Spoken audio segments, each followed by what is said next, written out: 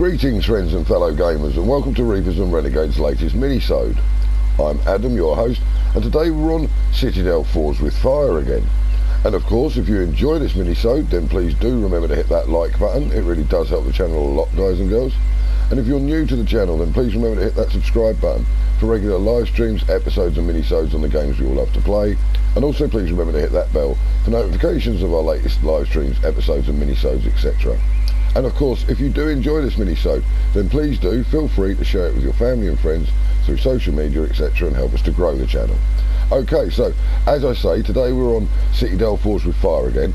And in today's Minisode, what we're going to actually be doing is I'm going to show you how we tamed a new over 50, it was level 51, smorg for myself. Now, we were actually trying to tame the dragon originally for my fiance and obviously member of the crew that you've seen on the channel before, for her character being Astrid, for my fiance Shay.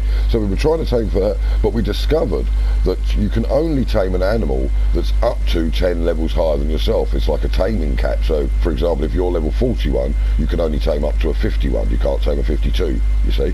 And she was 35 and obviously this was 51, so she could have only tamed up to a 45. So as you'll see in the clip after we tame it, I then rush forward, you know, when we realise that she can't tame it, and name it and make it the new smorg, and then we'll come back and I'll explain what's going to happen in the next clip.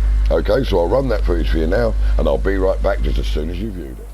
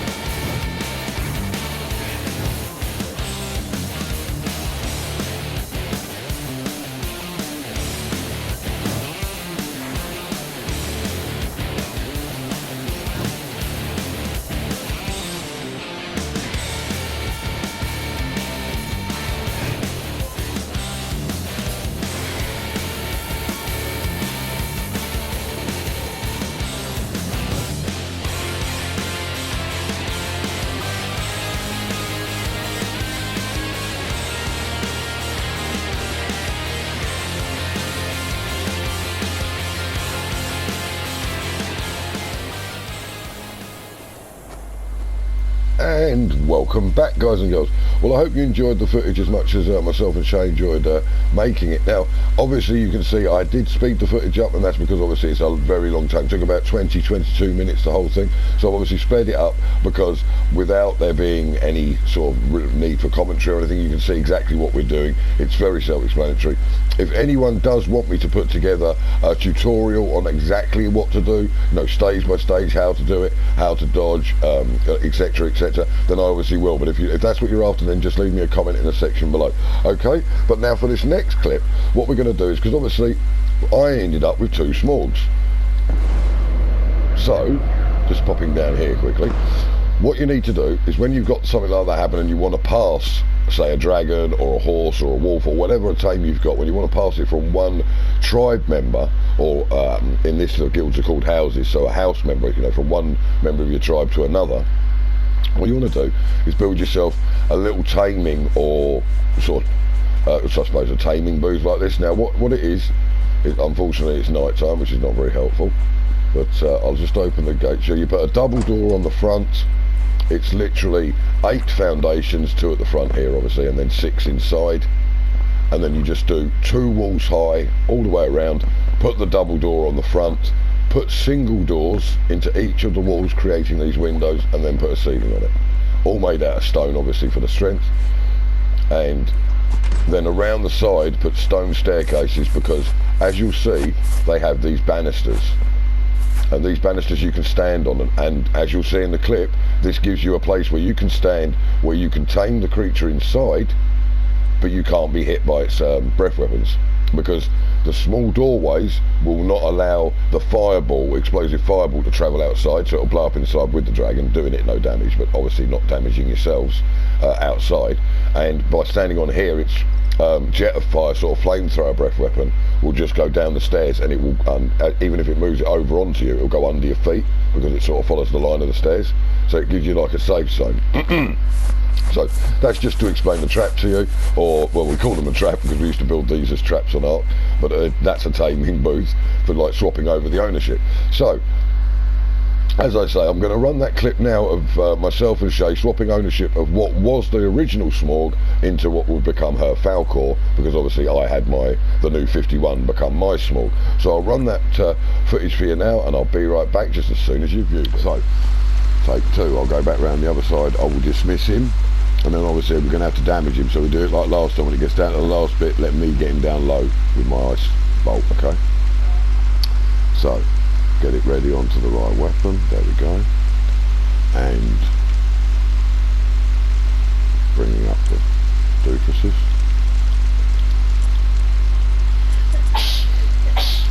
No, don't do it like that. Do it like that. Are you ready? Yeah. Right, dismissing him now.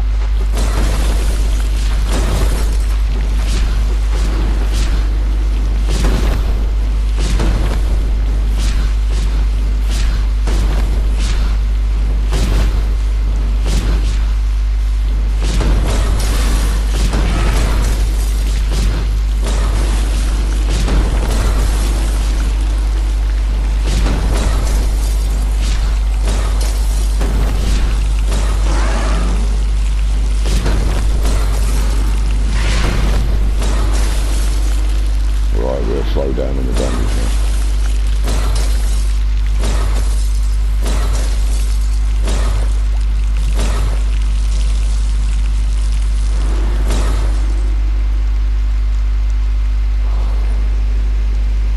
Right, down to 841, that'll do. Right, go to tame.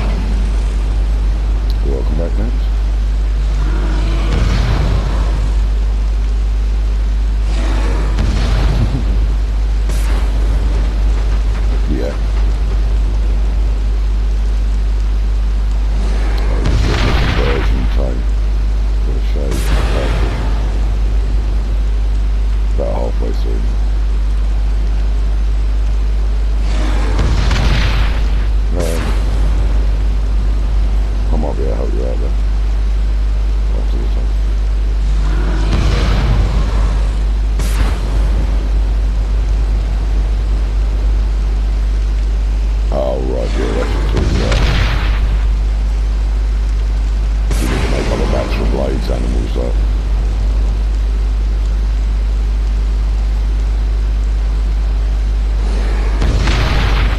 Yeah, you got a lot more than that. I think you got about 3, maybe 400.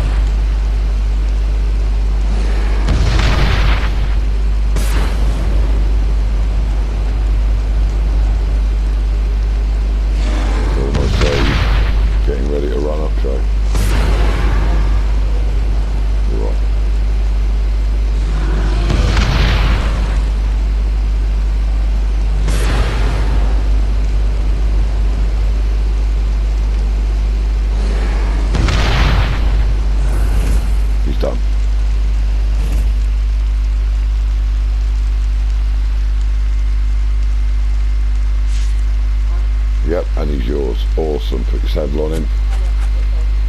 Yeah, taming a dragon. Awesome. So that's literally the easy way to pass a dragon from one tribe member or guild member to another.